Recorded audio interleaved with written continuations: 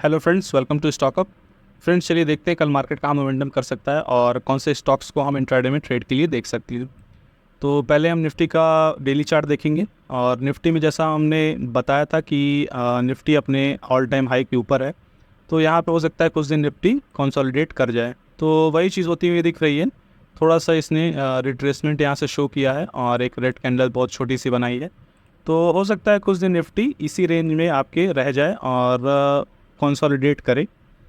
तो और निफ्टी के लिए 20,000 का लेवल एक बहुत इंपॉर्टेंट लेवल है और वहाँ से एक पुल बैक फिर एक्सपेक्टेड है। तो हम देखते हैं कि इसको हम इंट्राडे में कैसे ट्रेड कर सकते हैं।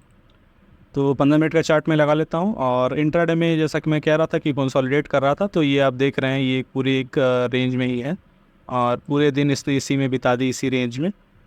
तो अगर मैं कल के लिए देखना चाहूँ तो कल के लिए हमारी क्या रेंज बनेगी मैं आपको बताता हूँ। ये हमारी सबसे पहले तो अपर रेंज बन जाएगी और ये हमारी बनेगी एक लोअर रेंज। लोअर रेंज मैं आपको यहाँ पे बनाना चाहूँगा क्योंकि एक गैप है, तो हो सकता है छोटा मोटा सा यहाँ पे आ जाए। तो इसके बीच में अगर हम देखें तो अगर मार्केट फ्लैट खुलता है यहाँ पे और इस लेवल पे आके थोड़ा देर यहाँ पे कंसोलिडेट करता है और फिर ऊपर के लिए मूवमेंट दिखाना शुरू करता है, क्योंकि ये इसकी एक रेंज बन गई। तो अगर ये ऊपर के लिए मूवमेंट दिखाना शुरू करता है तो हम इसको इस रेंज के लिए बाय कर सकते हैं और हो सकता है ये इस रेंज पे जाने के बाद फिर कंसोलिडेट करने लगे, क्योंकि मार्केट हो सकता है अगले 2-4 दिन ये कंसोलिडेशन में जा सकता है मार्केट। तो हमें इसी रेंज में प्ले करना होगा। तो अगर ये लोअर रेंज के आसपास खुलता, मान लिया फ्लैट खुलता है और इसी रेंज के आसपास रहता है और फिर ब्रेक करने की कोशिश करता है, तो हम अपर रेंज के लिए देखेंगे। और अगर ये इसी के आसपास रहता है और इसको ब्रेक करने की कोशिश करता है, मान लीजिए ब्रेक किया फिर ऐसे कर जा रहा है, फिर ऊपर फिर नीचे, तो हम ये मान के चलेंगे कि ये थोड़ा सा और कंसोलिडेट कर सकता है और नीचे के लेवल पे, क्योंकि ये बार बार नीचे के लेवल पे क्रॉस करेगा, तो हम इसको इस लेवल के लिए देख सकते हैं, जो कि आपका 20,050 का लेवल होगा।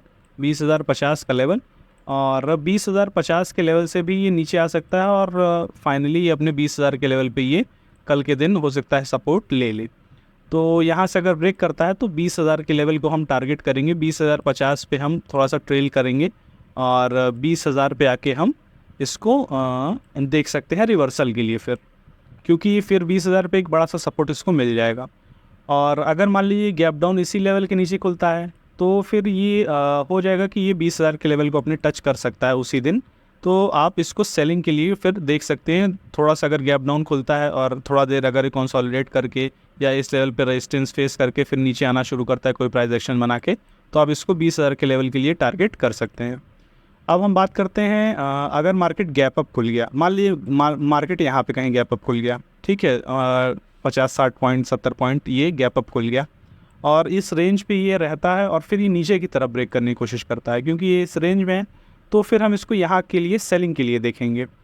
और अगर मार्केट इसके ऊपर कहीं खुल जाता है, इस रेंज पे कहीं खुल जाता है, 200 के ऊपर अगर कहीं मार्केट खुलता है और यहाँ पे ये थोड़ा देर टाइम बिता देता है और फिर ये ऊपर की तरफ कोई रेंज ब्रेक करता है या कोई डब्ल्यू टाइप का प्राइस एक्शन बना के ब्रेक करता है, तो फिर हम ये मान के चलेंगे कि ये 200 का रेंज तोड़ दिया है इसने और ये फिर आगे निफ्टी 300 के लेवल और 300 350 के लेवल भी 20,300 और 20,350 के लेवल पे भी निफ्टी जा सकता है।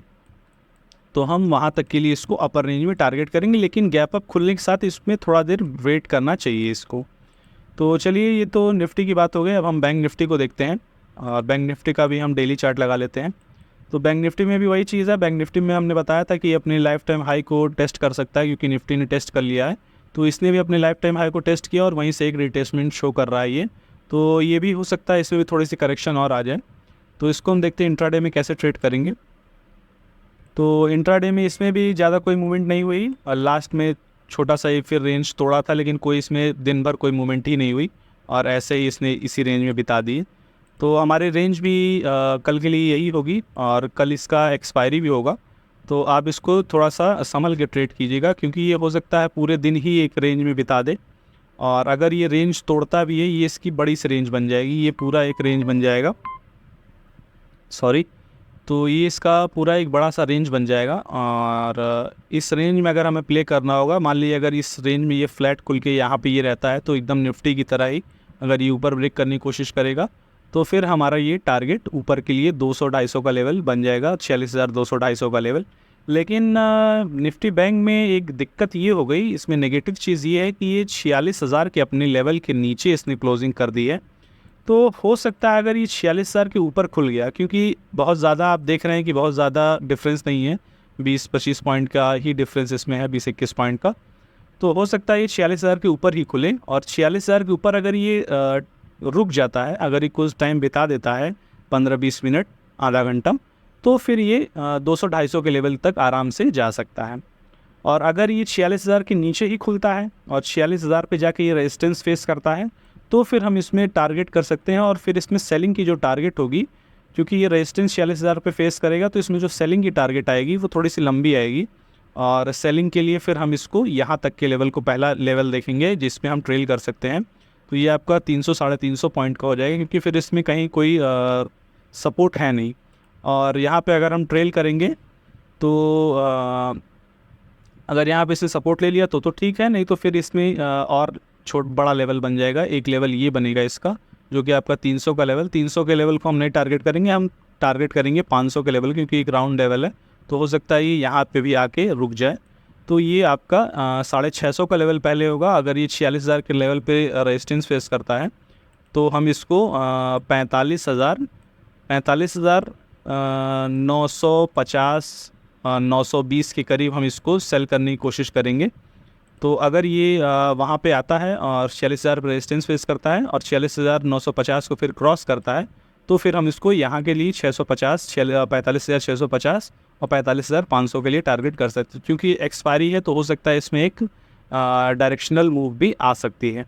और अगर ये इसी रेंज में खुलता है तो फिर और इस रेंज में खुल के ऊपर जाना शुरू करता है, तो ये भी हो सकता है कि ये पूरा दिन ही कल इसी रेंज में बिता दे, क्योंकि ये कंसोलिडेशन निफ्टी बैंक निफ्टी दोनों में ही दिखने की पूरी उम्मीद है। और गैप अप गैप डाउन की बात करूँ तो गैप डाउन में अगर ये 46,000 के नीचे खुलता है तो भी हम सेलिंग के लिए देख सकते हैं। थोड़ा देर 10-15 मिनट अगर ये 46,000 के नीचे बिताता है और फिर कोई प्राइस एक्शन बना के ब्रेक करता है, तो भी हम इसको 45,650 और 45,500 के लिए देख सकते हैं। और अगर ये गैप अप खुलता है, मान लीजिए इस लेवल पे कहीं खुलता है और 46,300 को अगर ये ब्रेक नहीं कर पाता है और वहीं पे अगर ये रेजिस्टेंस फेस करता है और कोई प्राइस एक्शन आता है, तो हम इसको 45,800 45,900 के लिए टारगेट कर सकते हैं। और अगर ये 300 के ऊपर मान लीजिए कोई बहुत बड़ा गैप अप खुल गया और ये 300 के ऊपर अगर ये खुल जाता है, मान लीजिए 300-400 पॉइंट अगर गैप अप खुलता है, जो कि उम्मीद कम है, लेकिन अगर ये खुल जाता है और 300 के लेवल पे ये थोड़ा देर कंसोलिडेट कर लेता है और फिर उसको ब्रेक करने की कोशिश करता है, तो इसमें अच्छी मूवमेंट आएगी और वो मूवमेंट इसको और ऊपर ले जा सकती है, तकरीबन 46,500 46,700 के लेवल तक भी ले जा सकती है। तो आप उस अकॉर्डिंग इसको आप ट्रेड करने की कोशिश कीजिएगा। और अगर इसी रेंज के बीच में कहीं अगर मिडिल में कहीं खुल जाता है, तो फिर हमारे पास कुछ ज़्यादा बचेगा नहीं, ये फिर पूरा दिन इसी रेंज में बिता सकता है। तो उस दिन वो सेलर के लिए अच्छा डे रहेगा। आप ऊपर का एक 300 के 46,300 का और नीचे आप 45,800 का एक स्ट्रैंगल बना सकते हैं। तो चलिए, ये तो निफ्टी बैंक निफ्टी हो गया। अब हम देखते हैं कौन से स्टॉक्स को हम ट्रेड कर सकते हैं। फ्रेंड्स, स्टॉक बताने से पहले मैं आपसे कहना चाहूँगा कि अगर आप इस चैनल पे अच्छी वीडियोस आपको मिल रहे हों, तो आप प्लीज़ इस चैनल को सब्सक्राइब कर दीजिएगा, क्योंकि इस पे और भी वीडियोस आते रहते हैं। तो आप इसका नोटिफिकेशन बेल भी ऑन कर दीजिएगा, ताकि आपको टाइम पे नोटिफिकेशन मिल जाए। और अगर ये वीडियो आपको अच्छी लगे तो इस वीडियो को आप लाइक भी कर दीजिएगा। Thank you friends. तो फ्रेंड्स, अब हम देखते हैं स्टॉक्स को। तो स्टॉक्स में जो हमारे पास पहला स्टॉक है वो है सुंदरम फाइनेंस। सुंदरम फाइनेंस में हम देख रहे हैं कि अगर मैं इसका वीकली चार्ट आपको दिखाऊं, तो वीकली चार्ट पे इसने एक अपना लाइफ टाइम हाई का लेवल क्रॉस किया है और उसके ऊपर अच्छा खासा सस्टेन कर रहा है ये। तो हो सकता है इसमें एक और मूवमेंट आए और जो इसका रीसेंट हाई था ये इसको भी टेस्ट करने की कोशिश करे। तो हम इसको देखेंगे इसके आज के हाई के ऊपर, तो जो कि आपका 2900 का लेवल है। तो 2900 के लेवल पे अगर ये 15 से 20 मिनट, मिनिमम 15 से 20 मिनट अगर ये टिक जाता है 2900 के लेवल पे, और एक 15 मिनट की कैंडल अगर ये क्लोज कर देता है, तो हम इसको 2980 यानी कि 2980 और 3000 के लेवल के लिए हम इसको देख सकते हैं। इसका 100-150 पॉइंट का इसमें और टारगेट मिल सकता है। 100 पॉइंट का तो मिनिमम टारगेट मिलने को मिल सकता है इसमें। तो आप इसको इस अकॉर्डिंग ट्रेड कर सकते हैं, लेकिन आपको पहले 2900 के लेवल पे इसको ट्रेड होने देना पड़ेगा कम से कम 15 मिनट। फिर हमारे पास जो दूसरा स्टॉक है वो है टाटा इन्वेस्टमेंट, और टाटा इन्वेस्टमेंट में हम देख रहे हैं कि आज बहुत ही हैवी वॉल्यूम के साथ इसमें एक बाइंग हुई है, और इसमें और भी मोमेंटम आगे हो सकता है। तो इसको हम देखेंगे 2730 के ऊपर। अगर ये इस रेंज में कहीं खुलता है तो इसको पहले हम ऊपर जाने देंगे, और ये 2700 के लेवल पे अगर ये थोड़ा 2730 के लेवल पे अगर ये थोड़ा सा टिक जाता है 15-20 मिनट, 10-15 मिनट पे अगर ये टिक जाता है तो ये आपका 2870 या 2900 के लेवल को भी ये टच कर सकता है, जो कि इसका राउंड लेवल है। तो आप इसको इस हिसाब से देख सकते हैं। फिर आगे हमारा एक स्टॉक है वरॉक इंडस्ट्रीज़, वरॉक इंजीनियरिंग। तो वरॉक इंजीनियरिंग में जो आज के हम मूवमेंट देखेंगे तो इसमें भी कई दिनों की रेंज, वॉल्यूम का रेंज इसमें टूटा है, और इसने ये भी अपना एक वी शेप रिकवरी कर दिया है। तो इसमें जो इसका अगला रेजिस्टेंस है, अगर मैं वीकली में आपको दिखाना चाहूँ तो ये देखिए, ये इसका एक अगला रेजिस्टेंस है जो कि इसका हाई होगा। तो इस लेवल के लिए हम इसको टारगेट कर सकते हैं कल के दिन। और इसमें जो हमारा इसका हाई है जो कि है 482 का लेवल।